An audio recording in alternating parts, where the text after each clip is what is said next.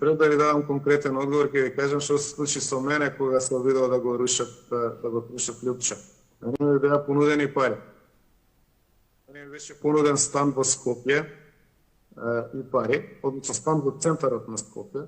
Нема да го именувам актерот, еден од тие што учествуваше во архитектурата на рушење на Лјупчо, ми го понуди тоа.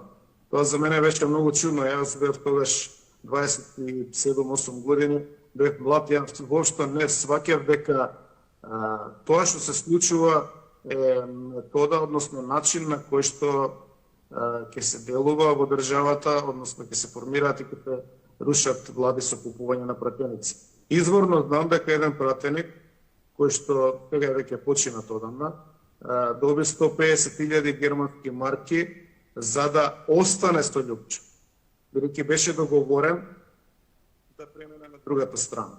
Така што, ете, како еден мал куриозитет, да ви кажам дека ми се чини дека долги години наназад се прават обиди или навистина се прават такви трансакции за да се дојде до власт или да се сруши власт.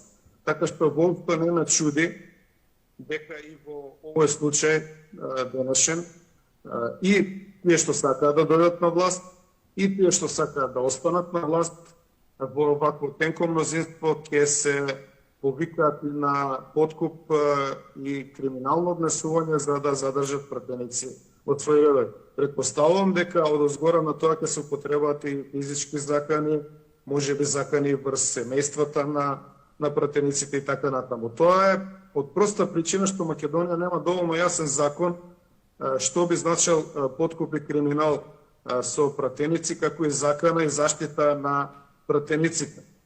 И тоа веднаш мора да биде решено ако сакаме да направиме држава како што треба.